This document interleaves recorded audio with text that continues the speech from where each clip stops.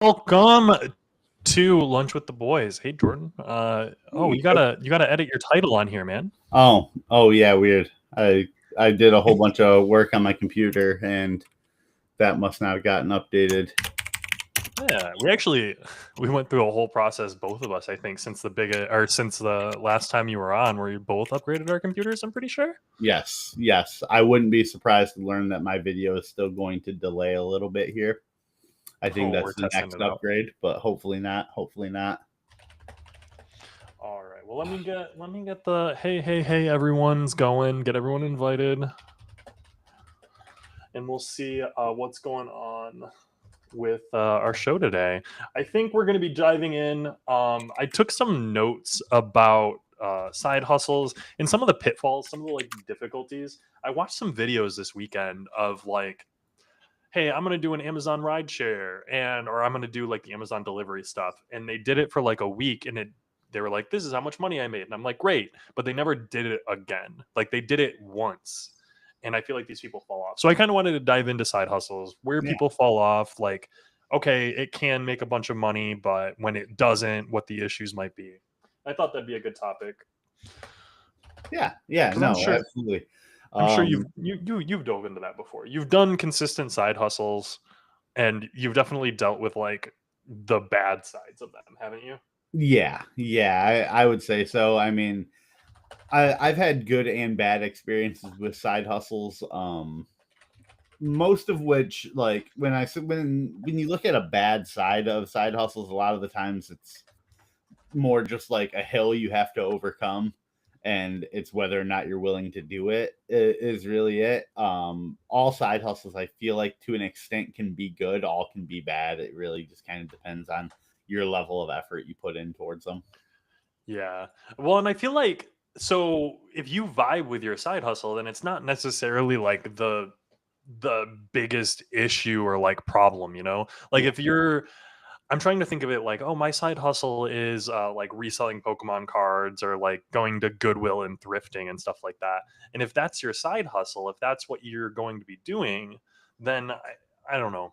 You're much more likely to enjoy it and have fun if you already enjoy thrifting, if you already enjoy cards, and so that'll make the actual side hustle itself a lot less draining, because more than anything else, like I'm imagining people who are working a full time job. Like if you work at Meyer and then you have to like finish up your job at Meyer and go do a side hustle, like you're tired, you're Yeah. exhausted. If you're not going to have fun, like you're just going to be draining yourself, you know? I think there's a bit of like an inverse relationship kind of between like fun side hustle like versus like kind of like hobby side versus like lucrative side hustle, like Yeah. while the goal is to find one that is going to be as lucrative and fun as it can be, but ultimately a lot of the times what you tend to find, or what I've found, is if it's one that I'm like, this is something I'm doing more just because I enjoy doing it and the profit is a nice little side product of it, Hmm. normally I'm not making enough for it to really matter.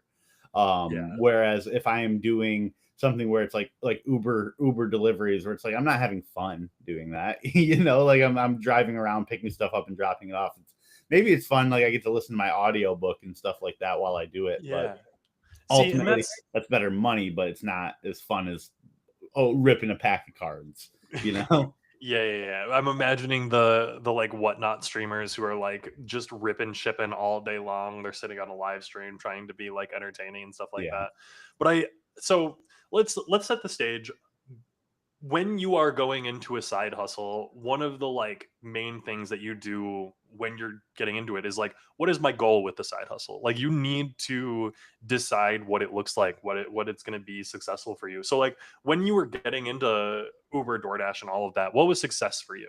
Like did you have a goal that you were working towards, or was it more so like a I'm going to do this in my free time and see what happens? So like I didn't have like a set number or anything in mind, but like basically the goal was to take any of like my like fun income, like any income that like I would spend that wasn't going towards necessities, was going to be completely funded by like my Uber deliveries. So like Ah, the money I yeah. made from working and everything went towards my bills, groceries, rent, everything like that. And then like everything that I wanted to do for fun would be funded like just from like my side hustles. See, I feel like that's like a honestly like a really good way to do it, because if you are going to do a side hustle and you're going to do these things, setting aside that money to, have a goal. Like, if I want to go play at this Magic pre-release, if I want to buy some new clothes for myself, if I want to get this new Funko, whatever it might be, I got to go work. I got to go do the thing to earn some amount of money. But I think that's also like I'd much rather be in that position than if I needed to live off that money, Yeah, and there's been times where it's like, okay, this side hustle is the only thing that has kept me afloat. Hmm. And at that point, it's like, this isn't a side hustle. This is just as much a part of the hustle as my main job is. Yeah. Like if it's just as necessary, it's not on the side. It's just happening after. You Yeah. know? So when you were doing it, like what were your days like? Because were you door dashing all every single day? Were you overwhelming yourself? Because like I feel personally, I've not done these like the ride share side hustles. I've not done Amazon delivery myself. My side hustles have all been online, and so it's kind of do them as you're able to Yeah. produce I content mean, when you can. that's ultimately been like what it like. I tell myself, hey, you're gonna do it, like you're gonna do an hour or two after work, and like there's no like set like, oh, or not Amazon, DoorDash is telling me I have to do it at this time or Yeah. that time. It is just I turn it on and I go whenever I want to go. Now there are other ones, like if you do like the shopping, like Shipped and stuff like that. I know that those will have like, hey, pick up a shift kind of thing. But then they also have like free, like just do it as you can do it options as well. Yeah. But yeah, for me, it was always just I'm gonna do it when I have time. I'm gonna clock in and do it until I'm bored of it or like just can't do it anymore. Um, yeah, never ever like it was like this is when I have to do it. I was gonna say, did you ever set yourself shifts? Because I know, so personally, I did data annotation, and so when I did data annotation, I would specifically set a block of time for myself where I was like, for these 3 hours, I'm going to do data annotation, and I did that because the way that you report hours is you report in an hourly basis how much you've done. So I was like, I'm going to work for 3 hours, and I set a timer for that 3 hours. Yeah, Do you yeah. do anything So like that? yeah, I've definitely been like, okay, you are Ubering for at least 2 hours today. Okay. Like I'll be like, I know I don't have anything I got to do for 4 hours. I know I have at least 2 hours. You got to do it for at least two. And sometimes Okay. that sucks because like some days, like I'll sit there for 30 minutes and not get anything come through. And it's like, well, I told myself I was going to do this for 2 hours. Does that 30 minutes of doing nothing count Mm, towards that 2 hours or not? yeah.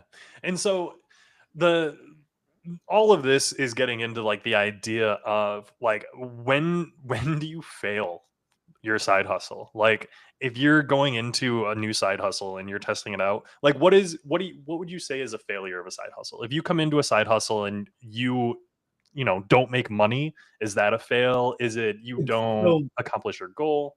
I was gonna say the goal is the thing that determines failure.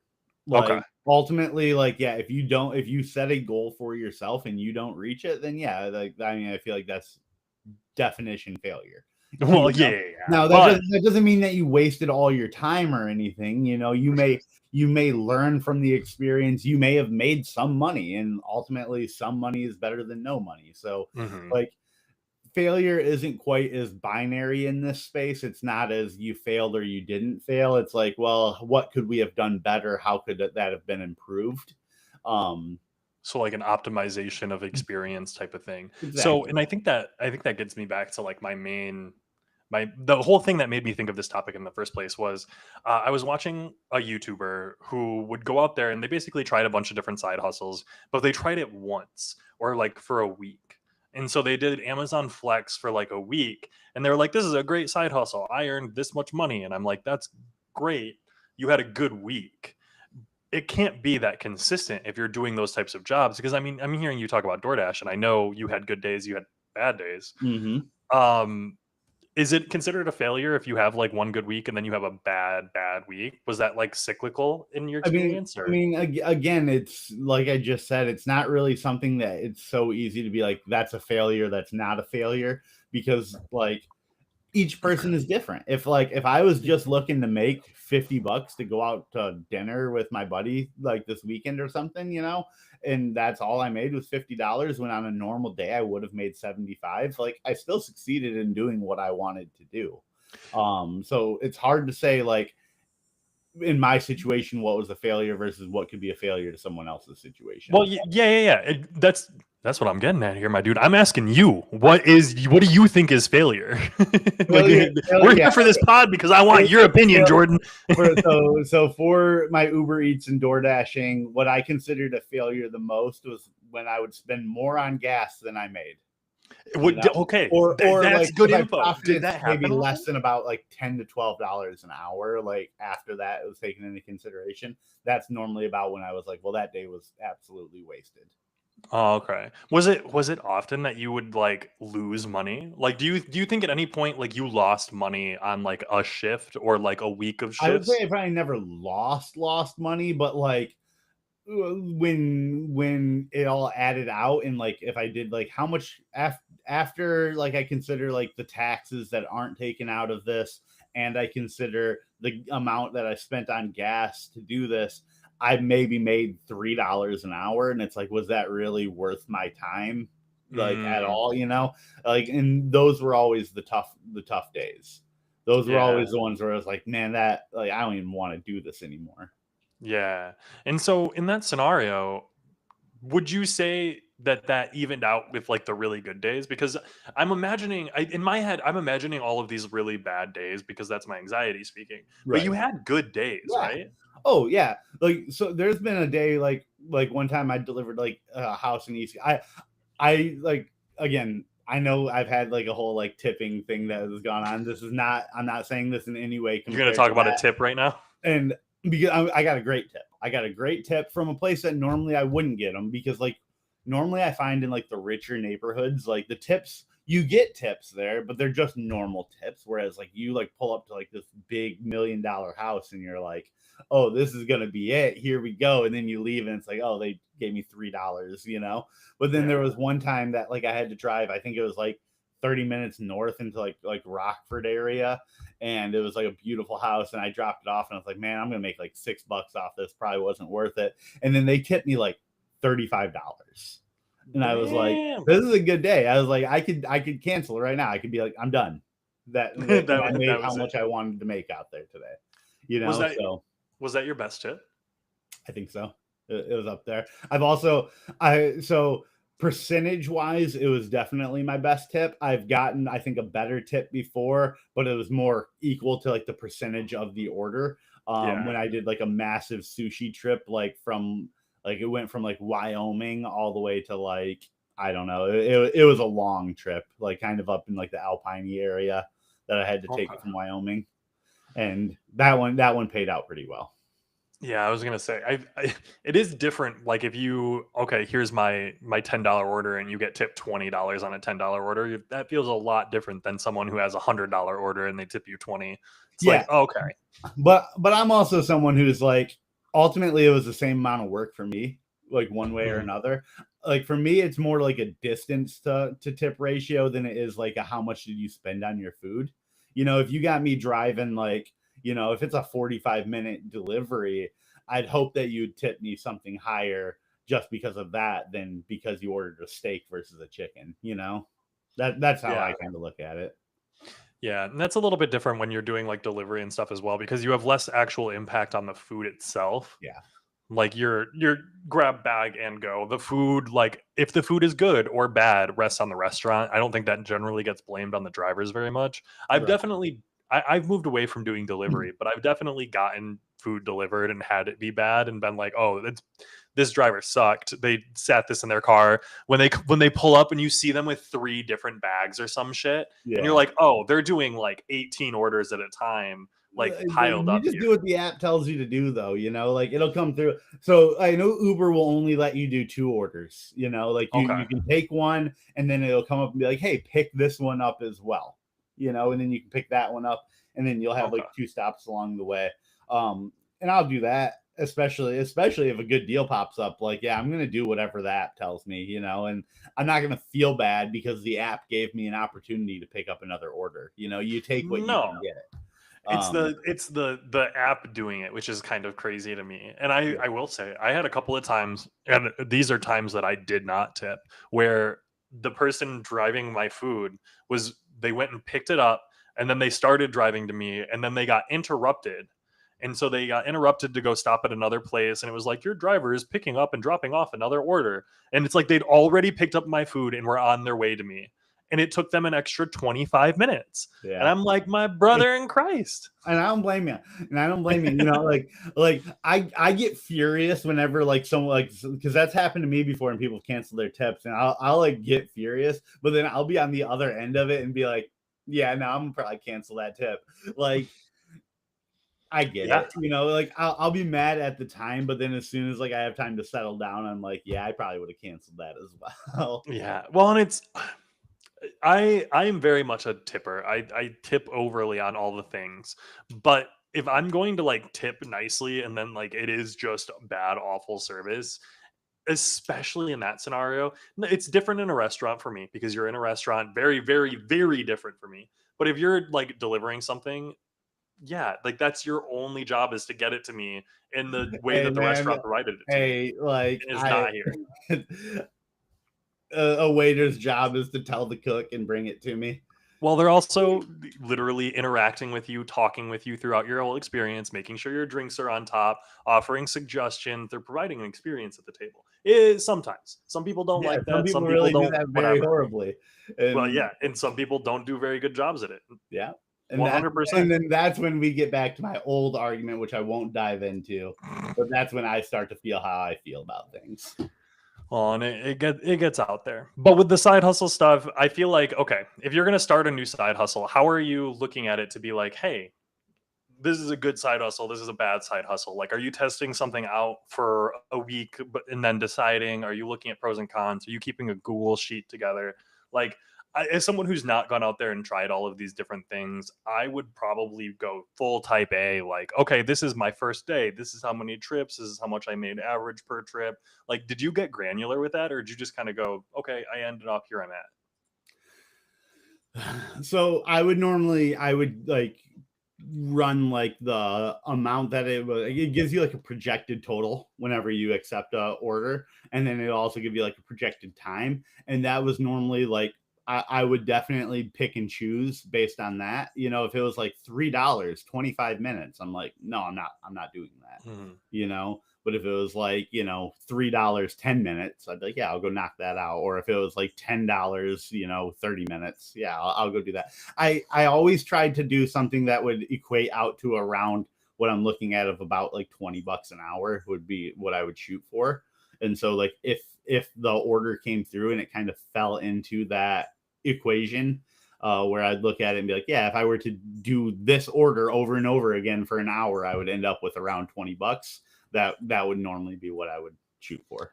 So you kind of look at it and you're like, okay, how if I did this job for a full hour, this is the profit I'd be looking at. Yeah. I can see that. But then That's a good way to kind of break it down, I suppose. also I would look at it like if I knew the place that I was picking up from, that was big. If I kind of knew where I was picking up, where I was dropping off, those were big. I would be willing to take a little bit less just for that comfort level. Yeah. Being like, oh, that's my Taco Bell, and I know that apartment complex. I can drive between those really quick and really easily. Like then I would be willing to go down to like around like $15 an hour ratio. Yeah. I do wanna address Sarah in chat. The app arranges how they pick up and drop off orders they get. It's not like they decide to hold your food for longer. The app is telling them to go get that other order. Please don't take their So tip. Sarah, they have This to accept that. I do the app. I know how it works. They accepted to do that, and that's a risk you're going to take when you accept to take someone else's order when you've already picked up someone else's. Yeah, I'll be real, and I believe in service people. If you provide a service, if you're doing something like that, 100%, you do also need to have critical thinking. And if you have my food in your car and you're driving to me and you're 5 minutes away, and then you pick up another order, the app tells you to go do something else, and then my food doesn't get there for another 20 minutes.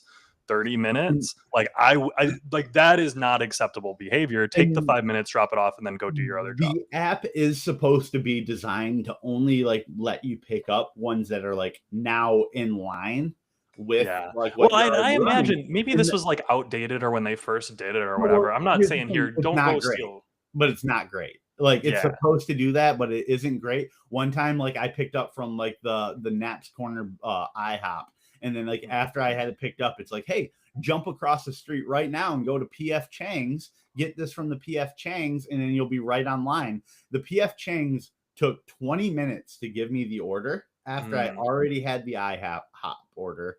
And then I had to, and again, this isn't my fault. So, like, maybe I shouldn't be the one being docked on my tip. But that being said, I did make that choice to be like, no, we're going to take this to, like, we're going to hold off on this. And then the PF Chang's order, if I remember correctly, was in like the opposite direction. Like, delivery, it was in line to pick up. But then, once it had to go where it was going, it was in the complete opposite direction. And it's yeah. like, these machines maybe don't get everything right. Also, though, if you're someone who's like, I need my food, like I want to be the first one to get my food, they do have an option to pay like $1.50 extra to get that delivered to you straight. So maybe that is something to consider instead of taking it out of someone's tip. But Yeah, and I'll be like flat out. I don't think that this is a driver issue. I don't think that I think this is an Uber Eats issue. And I think these big conglomerations treat gig workers like trash in general. So like yeah, and I will say 100%. I want to be clear. I'm against the corporations who set up these systems because the fact that they're trying to get the gig worker to go do all this stuff, maybe it is good, maybe you have the opportunity to make that money, but obviously the way that they implemented it is not great. and I will say Sarah is correct. It won't like if you are like if I'm a block away from your house, it's not going to be like, hey, go pick this one up right now. It will be like, hey, you can pick up this order right now, and then it'll like still be like drop it off first, and now you're good to go pick it up. It will always try to get you towards the next spot first.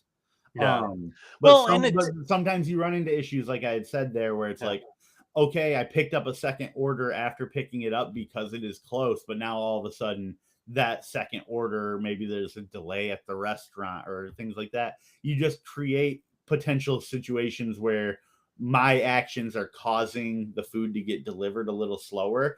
And I do Mhm. think that like should be reflected in how much you get paid because that was your decision to do so. Yeah, but at the same time, I 100% can see where Sarah's coming from because if this app is making suggestions for you, like that's you're treating it like your employer. Like I am working for this app right now. I'm doing a gig for this app. It's like if you're what's the other one? Like a TaskRabbit. Like if you know that app? I do not. Um, I don't know if it's an actual app. I've seen it on like Modern Family or something, like TV shows and stuff. But it's like you can hire a TaskRabbit and it's someone to come over and they'll do a job for you. So like, Hmm. hey, I want to mount my TV. You can hire a TaskRabbit and they'll come over and help you mount your TV. Like you can hire people for these types of things. Um, and so if you're in that type of scenario where you're like, hey, I'm hiring someone for a specific job, that's a lot different than if you're like throwing up a random thing of like, I want to get delivered from McDonald's and whoever is out there to get it. You know what I mean? I feel like those are two different scenarios. Yeah. I'm jumping. I sorry, I just keep jumping No. over. I want to keep responding to Sarah here. Yeah, yeah, yeah. Um, like she does have a good point. You can keep communicating, and I absolutely do that. I communicate every step of the way as a Uber driver. I'll admit, sometimes I'll even lie in my messages. Mhm. One time, like I was like getting really delayed, like I got lost. I think kind of like the GPS wasn't taking me to the right spot, and so like I messaged the person like, "Hey man, car in front of me just hit a deer. Sorry, I got out to make sure everything was like okay." And I was like, and like they gave me a nice tip because they were like, "Hey, good on you, dude. Like that was good for you to like get out there and check them out."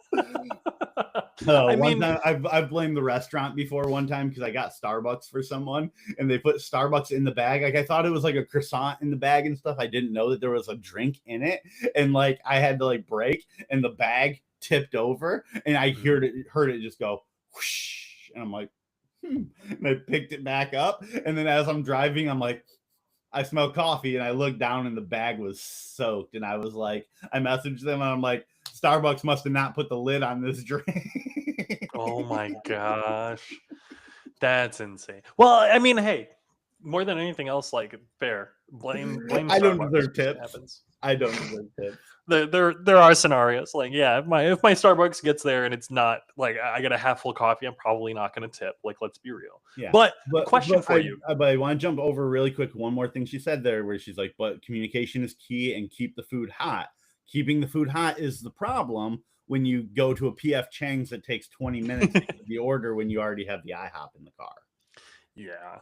And like, I'll be straight up. There are a number of ways for this whole thing to fail. Like, if you're talking about Uber Eats, great. The restaurant packaging their food, they could package it shitty. Starbucks, they didn't have anything to make the drink stable. And I remember because in the pandemic, I would get McDonald's delivered.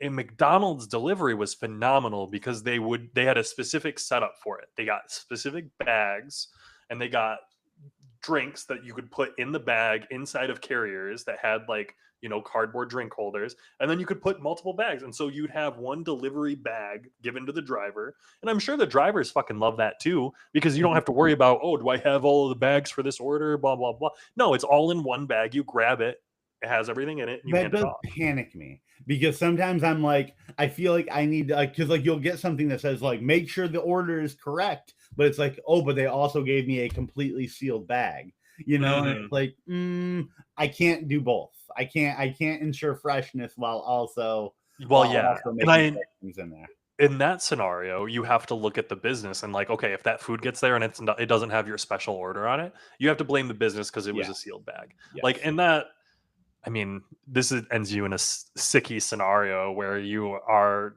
relying on the customer to be smart and critically think, and you can't do that. That's that's not how we operate in America. That's why all of our coffees say caution hot. Yeah. Oh Yep. my goodness. But no, I 100% agree, Sarah. I think the communication is more important than anything else. If people are communicating and they're like, "Hey, I'm getting held up. This is what's going on. This is a scenario. Fair based. I'm here for that." But if my food gets there cold, then I'm doing delivery. Like, it's part of the reason I want to be clear. I don't do delivery anymore. Like, I will go pick up my own food instead of do delivery because I've had it show up at my apartment cold, and I just Yeah. nothing bothers me It more. happens a lot. It happens all the time. So in that scenario, do you get so like say an order is wrong and the customer does a chargeback, does your tip get charged back too? So the tip and the normal charge kind of happen separately. Okay. You don't get your tip like paid out to your account until like an hour after the delivery because they have up to an hour to change their tip. Okay. So ultimately it comes down to like if they change like whatever they decide to do, however they decide to change it. However they decide to handle it, basically. Mhm. Which a lot of Interesting. people like. I do admit that that's kind of like it's annoying because you don't know what your total profit's going to be until like an hour after you're done. But also, it is nice because I think sometimes people don't know how to change their tip, and I think sometimes people really want to. Mhm. And so sometimes you still get kind of like when you had those like crappy like, man, this took me way longer to get it here than I wanted, and then like Mhm. you're like, they're not going to tip me at all for this, and then sometimes it comes through and you're like, oh, they probably didn't want to, but they couldn't figure it out. So They couldn't figure out how to cancel this. So good. I got what it. what I hate is like people. I almost don't target like low price things that have high tips estimated because I've started to learn that a lot of times people will put like super high tips on like, say they're just getting like $2 worth of Taco Bell, but they'll put like a $5 tip on it. Then they're just gonna go through and they have an hour after it gets delivered to change their tip, and then they go through and they change it to nothing. And they just do it so that someone will pick up that crappy $2 order. That's Yeah. see, and I can see the gig economy, man. I'm over here like, what's Uber gonna do to stop this? Like, what are they able to? Nothing. No, there's Nothing. nothing they can do. Yeah, how could you? How like you can't like except for if you did like forced gratuity, if you did like forced tipping, that's like the only way, and they're never gonna do that. I Yeah, I don't know, man. That's awful. I would be so upset too. Oh my goodness. So when you're in these like side hustle whatevers, you've always had like a full-time job when you've had Yeah. a side hustle, right? It's Yeah. never been like full-time needing to make this work. No, I mean Do you ever at that point, it's not a side hustle. Then oh, what true. like if you don't have a full time job and you're doing full time side hustles, then you have a full time job. It's Well, it's just yeah.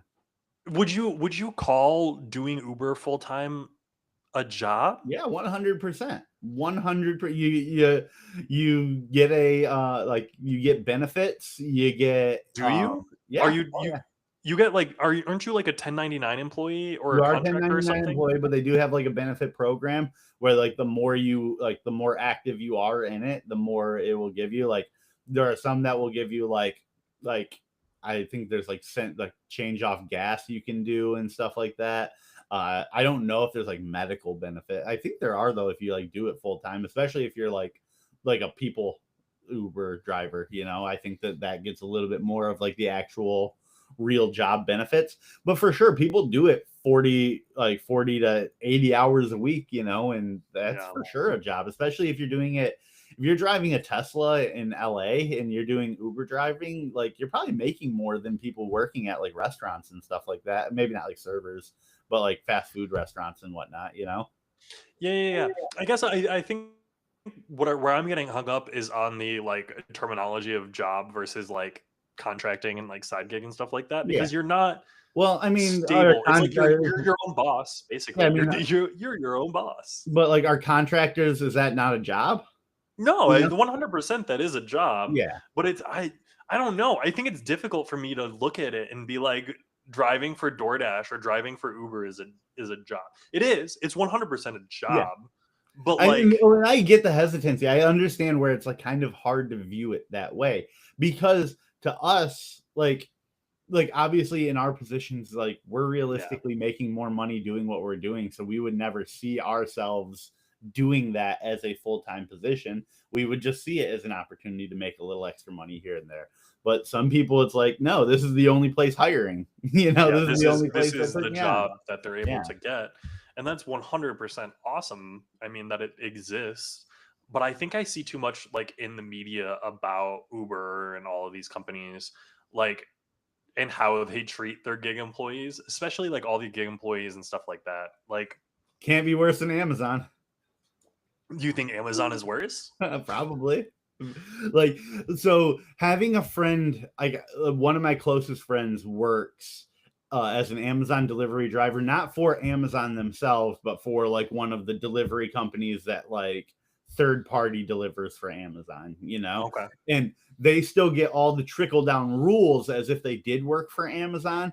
But like, I mean, and I will admit, like, I love this friend to death. He might be someone who like every day is like a new complaint, but like No, we've all got friends like that. Fair, valid. There are people that exist. There's something bad always going on. but in the way he talks about how Amazon like just like it's almost like they are putting rules in place to almost get their employees to quit because they have better luck with a faster turnaround of employees. Like they don't Mhm. want people to stick around for a long time. They'd rather like keep people at the bottom of the totem pole as best they can and just keep paying people and being able to treat them however they want and have a constant rotating door versus like people who want to stick around for a really long time. And he says that it feels like they are implementing rules specifically to get people out the door. Interesting. See, and it's hard for me to like hear that and be like, I want some examples. I want to know what some of these rules are, mainly because I've been a part of a lot of these different companies. Like I have been on the level of like I've worked for JC Penney, I've worked in retail, I've worked for restaurants, and I've met a lot of people who've been like, yeah, this company is blah blah blah blah blah, and they have these arbitrary rules. And I'll say, like, since working in corporate, being management, some of those arbitrary rules, they exist for reasons. Now, are those reasons good? Are they valid? Maybe not. Maybe it's a bunch of bureaucratic bullshit. Whatever. Is the context given? Probably not. Like that's the main thing I hear about Amazon is that you don't have middle management who knows everything and can actually answer and provide context. So like I can 100% see here's your random delivery rule handed out by the CEO or some high up guy with no context of why you're doing it. But really you have to do it because the government says for packages of delivery of this size, shape, blah blah blah blah blah, you need to do this, this, this. And so it's like you're actually doing it for a reason. The reason's just not explained. You know what I mean? Yeah, so like one example that I know you said you kind of would like some examples. Yeah, yeah, yeah. He had like he came to me telling me like on 3 different occasions over the course of about 2 weeks that they had changed dress code probably 3 times in the time Hmm. that he was there. Primarily going with the shoes that they were saying. They told them like a certain pair of shoes would be good, and then within like a couple days they're like, hey, we've changed our mind. Now you need to make sure like those are fine, but they got to be like over the ankle. And then like after they were like that, they're like, actually, no, we need you to wear boots. And it was like he ordered shoes, he had to return them, got new ones, had to return them, had to order boots. And it's Yeah. just like little things like that. And like, while yeah, it doesn't seem like that maybe isn't like trying to get people to quit, but it's like when you start doing that 100 times, like when you people Yeah. are dealing with it all the time, people aren't going to want to deal with it. Well, And one it's hundred like percent we're Amazon, valid. so like what are you going to do? Tell us to change our ways? No, like there's nothing we can do. Yeah, Nothing we that's can do. 100% valid. Like I can see that being frustrating, but like having worked in corporate environment, can you understand and look at it and be like, okay, Amazon, they came up with this shoe whatever, and then 2 days in someone showed up with a shoe that fit the requirements, but they looked at it and were like, this is obviously not going to work, so we need to change it. So they Yeah, changed it, and then they had someone else come in and maybe get injured or whatever. Like can you see the yeah, corporate like yeah. windfall But where all so this happened? yes, but again, this is Amazon's rules for a non-Amazon company. Like Yeah. this is Amazon pushing rules on a company that doesn't necessarily like it's like Amazon had no liability. Like if someone rolled their ankle in that place, Amazon doesn't take liability from that. Well, that's do they?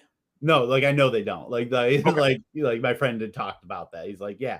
So like it's crazy that like it's not like for safety. Like there's like these other reasons that they push it. And then on top of that, it's like you tell me Amazon like can't be like, hey guys, we messed up. We made you order 3 different pairs of shoes. We're gonna get you guys some boots.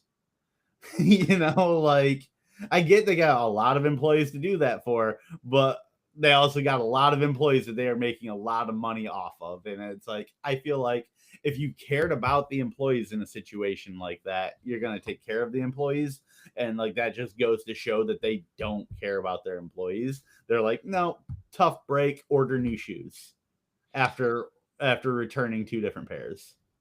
Yeah. I mean, I can say that the scenario is not great, but I can sit here and play devil's advocate for Oh, for corporate sure. all day long For because sure. it's And it's that's really, kind of really, what I do really whenever easy. he complains about all the stuff. I'm like, well, I kind of get it. But Well, now I'm in his role here, so I got to be well, like, exactly. And like that. that's what we got to do because I can play devil's advocate for this all day long because it's like, yeah, 100% corporate jargon. Like even in our company, like I like to think that we don't have very many like crazy politicky, whatever corporate politic shit going on, but we do. There's still like, you still got to play the game. You still got to like get your face in front of people. And that's I still 100% a thing gotta on Amazon. post my daily accountability chat We morning. just you got to get the to-do list going. But it's the idea of like we can have like a change of how we function. Okay, here's your reporting. Here's what you're going to do to report. And then we can try that for a week and we can swap it out. And then we can swap it out again. And then we can swap it out again. We've tried 18 million different ways of reporting and we've not like narrowed down one because we run into issues with all of them. I can see that exact same issue taking place at Amazon at a much larger Yeah, scale. And I can look at it where so our company, we have a computer fund. If you want to upgrade your computer, if you need help with a computer, we'll offer you. It used to be $200 and it just went up to $400. That upgrade from $200 to $400 was something that we needed to go through accounting. We needed to get it approved. We had to think about it. We had to do logistics and balancing of all of the budgets to make sure that was a thing that we could theoretically keep up for every single employee moving forward. And so when you mention shoes, oh, Amazon could just buy shoes. I'm imagining a scenario where, okay, every new employee that comes in, we need to have a time period before they could take advantage of that shoe benefit. You know what I mean? yeah, For us, the computer benefit, you have to be with us for 6 months to a year before you get access to that benefit. So I'm here for it. Where's the Amazon policy that after 6 months they'll give you, Yeah. a I shoe mean, fund? like, Even more than that, here's our list, because when I worked at Arby's, we had a magazine that we could order from, and it was all of these shoes are approved for the restaurant. Order from this. yeah. I Where's mean, that? I look at like I worked for Meyer for 6 Mhm. years, and the entire 6 years I worked for Meyer, there's a sign in the break room that's like, "Hey, here's a QR code. Scan it. Go to this website, and you'll get like 60% off a pair of work shoes." Mhm. It's like you don't have to. Maybe you don't have to give us a free pair, but like Offer some Amazon's got discounts. someone would be willing to offer Amazon a discount just to have like that shoe partnership with them. Well, and I mean, it's also crazy. I have to assume that if you work at Amazon, where's like the Amazon back office store? Like, you work at Amazon, here's your Amazon store. You know what I mean? Like, Yeah. you're specific. Okay, I'm an employee of Amazon. Here's my employee Amazon back office where I can look at all of these shoes that I can order on Amazon Prime that are approved for delivery drivers. And they're all on Amazon and they're all discounted in my back office that I need to log in with my employee ID. Like, where's that? But then we also have one more layer that we have to consider, like which I've already mentioned once, is this isn't Amazon employees. These aren't people Uh, who work for Amazon. These are people who work for a company that works with Amazon, that's even crazier. That isn't it? And like Amazon had like Am- Amazon's got them by the balls, dude. Like if Amazon's like, hey, we want you to do this, like that. I think that's what frustrates my friend the most. Is it's like they're not fighting for their employees. They're bending over backwards to anything Amazon says. Yeah, which I And mean, you have to do. you do. Again, playing devil's advocate, if it's Amazon asking you to do something, that business that your friend's a part of, I'm sure Amazon is a lot of their property. Like, Yeah. that's got to be a majority of it. I would probably say higher than 95, but I don't really have anything to like base that on. Well, But exactly. yeah, I've never heard him talking about delivering a UPS package. Yeah, exactly. But Like, you've heard him complain a number of times about Amazon. yeah. But He, then again, I feel he's not an Amazon employee, but his vest still does say Amazon on it. He does still drive a truck that says Amazon on it, but he works for a company that is not Amazon. that's kind of crazy to me. I see, and I'm curious how all of that works out, because that there's some like contract in there that's like, hey, we're a delivery company, we're a smaller UPS that delivers to like this random. I'm sure it's a bunch of small towns, right? Yeah, he does like so he comes out of Grand Rapids. He's off like 44th Street is like where his spot is. Okay. But his route normally takes him like he goes down to like Saugatuck Okay. Interesting. So he's got like a specific route where he goes and for delivers the and most stuff like part. that. Yeah, I mean, like that's the next thing he complains about is like it's like one day you might have like something that's like he's always gonna be in the same area, but it's never like the same route exactly. Hmm. It's always different. It's always like newly generated based on what packages he has. He says Yeah. they do like a weird like spiral Yeah. instead of like instead of like kind of breaking things up where it's like okay this vehicle is just going to have everything that happens here and this one's going to have everything that happens here. They kind of like overlap in spirals, which makes sense to me because I ordered my graphics card here on Thursday. I did a same day delivery, and I also did a monitor stand because I had to do a little bit of monitor dancing around. And when I did that, they came in two different orders, 20 minutes apart from each other, like two different delivery drivers. And it's like, why I ordered these within 20 minutes of each other? Why weren't they just on the same truck? They probably weren't coming from the same facility. Yeah. Like realistically, knowing what I know because of him, like they probably got like 8 different delivery facilities in Grand Rapids, and so one came from a different one. But like it's like, man, like these two drivers were in the parking lot together, basically. Yeah, and I mean, it's that much money is in delivery and getting all of that out. And Yeah. like, let's be real. Like, we're sitting here and I want to Amazon is trash, billionaires I got a eat them same day all. delivery coming today, dude. But Like, like, also, how actually amazing a feat of engineering is that we yeah, that's can, crazy. That's yeah, crazy. like, My mom, it's still they live up in the middle of nowhere in Michigan, up in like the index fingernail area up here. And they still take like Amazon still takes them like 5 to 6 days to get stuff to them. And I'm like, that would drive me crazy. I am sorting by same day deliveries. Like Yeah. I chose to spend $3 more today so that I could get same day instead of just saving $3. It's not even anything that's important. I'm just getting like a little thing to stick under my desk to hang my headset on. That could wait until tomorrow. I spent $3 more to get it today. Like, Okay, I judge you harsh. You couldn't wait. You couldn't wait a day, 24 hours. nah, I Uh, want it there. I I want had it there well, I, now. I had that thought too when you ordered your graphics card. I was like, actually, Yeah. I was like, I could have just went to Best Buy and probably picked it up, but I was working, dude. What do you well, want? Want that's me to fair. leave work? Being able to get things delivered is super, super nice, and it's much more like much nicer to get those things delivered than it is to get food delivered. Yeah, I, yeah. Like can't be cold, or if it is cold, it's supposed to be anyways. So Yeah. Well, and it's even then like I ordered chocolate from Amazon. I ordered like a big bag of Dove chocolate. It was like a $25 bag of chocolate, but it was, I mean, nice Dove chocolate. yeah. And it came with like an ice pack in it Oh, to like keep it cold because it was nice. fucking chocolate. And I was Yeah. like, hell yeah, Amazon, respect. Oh, Was the ice pack also like cut open? Yeah, it was. But like whatever. it Didn't was ruin the cold. chocolate. Yeah. Yeah, it didn't ruin the chocolate, and my chocolate wasn't fucking melted. And I was like, oh, hell yeah.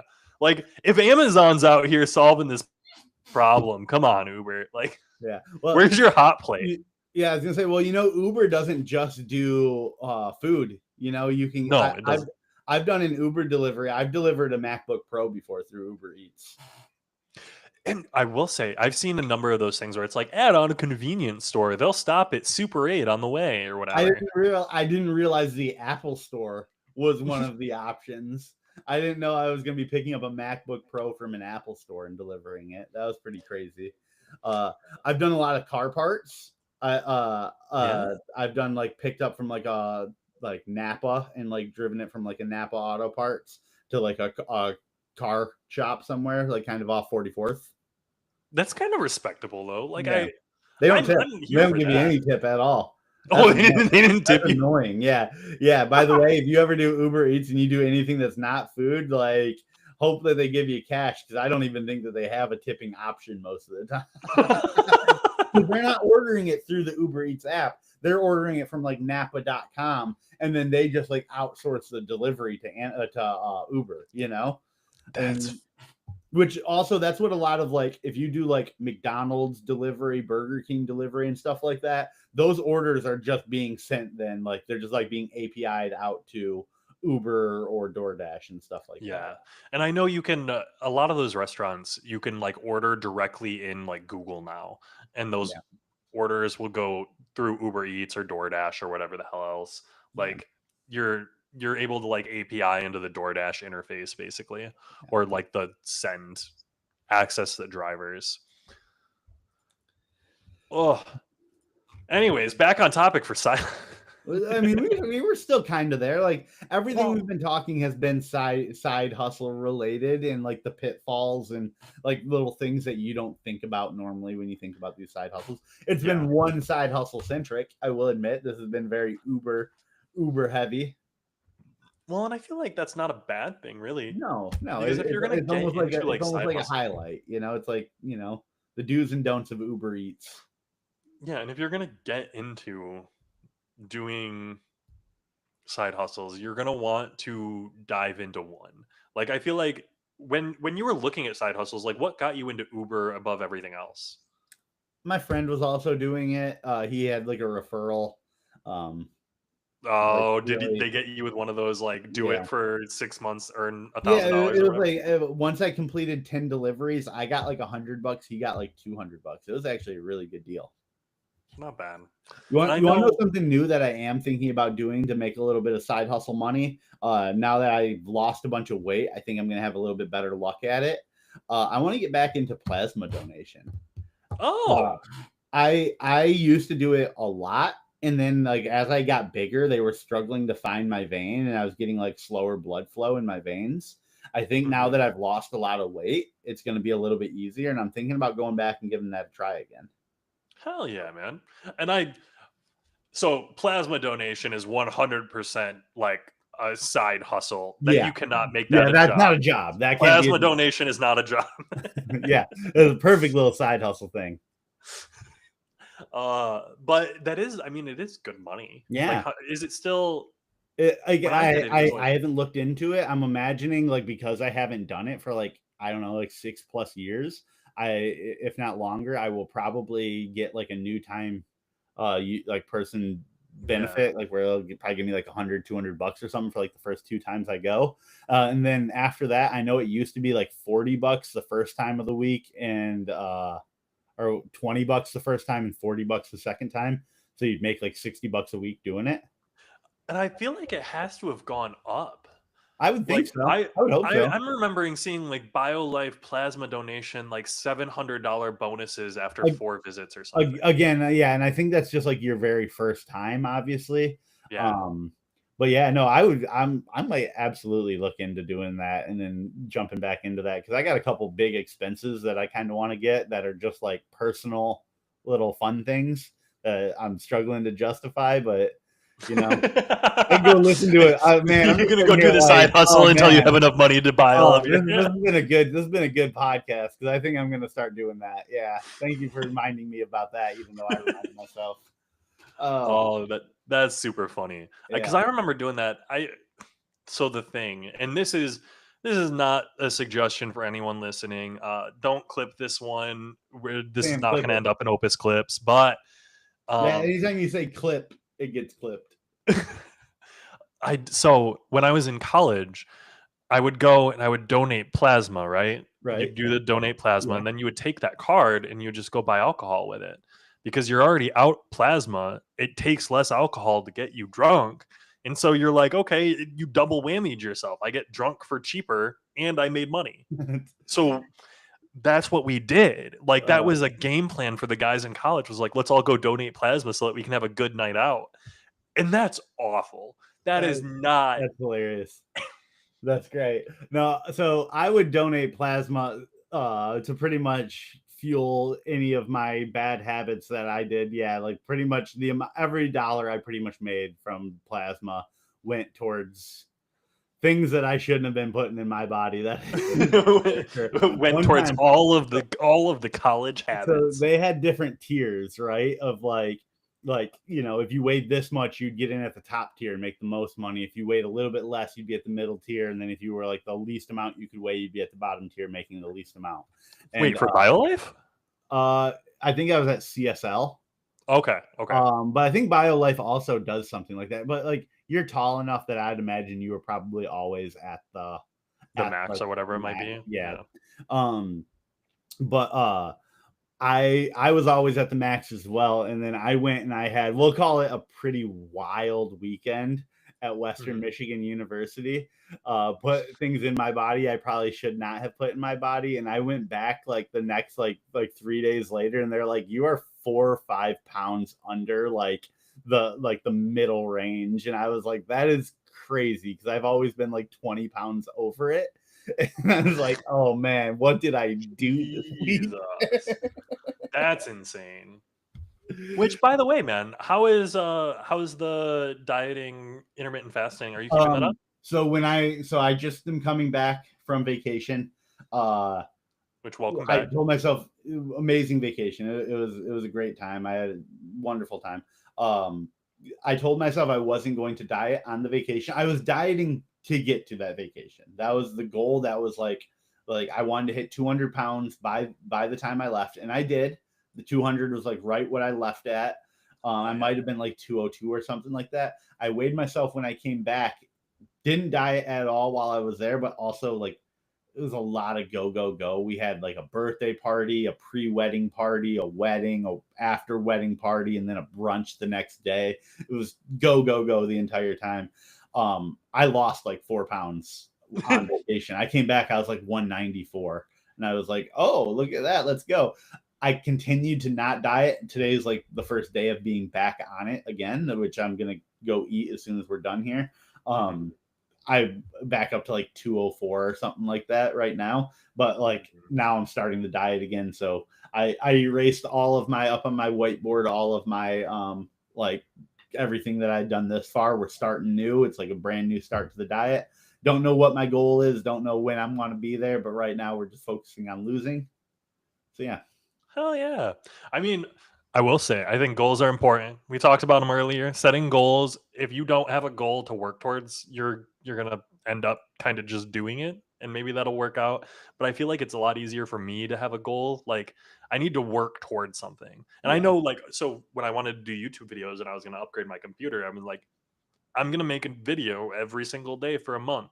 Is it going to do anything? Maybe, maybe not. But that was my goal. And so once I accomplish my goal, here's the reward. And that's how if I don't function that way, I go crazy. I would indulge in way too many freaking things. Yeah.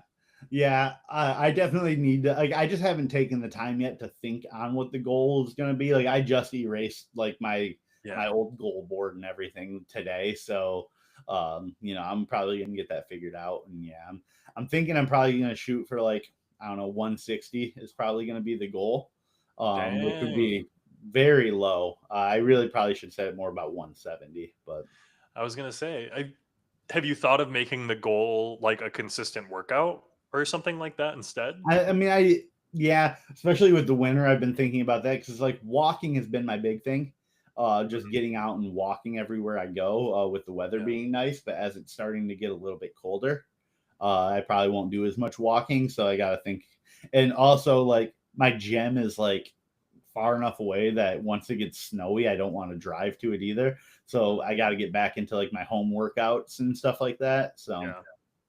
I know I've been personally I've been doing a lot of like stretching, a lot of like I mean, especially do you do hand stretches? Like I do I hand don't really stretches do like it. all the No, time. I mean, I'll do like the knuckle pop stretch, kind of like that's about it with as far as hands go. I mean, I guess I do kind of do that sometimes too, but that's about the Yeah, extent I of it.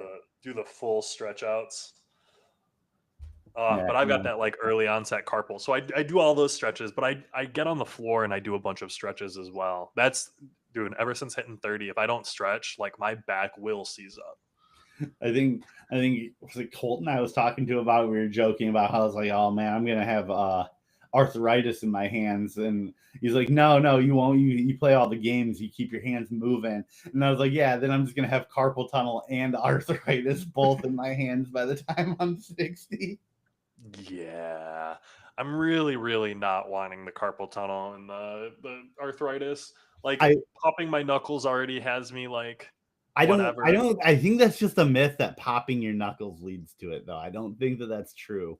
But I don't know, man. uh, That myth has me in its chokehold. yeah, I. Well, my problem is like I don't even have to pop my knuckles. If I just like close my fist, my knuckles pop. Oh, So it's 100%. like, oh well, it's happening already.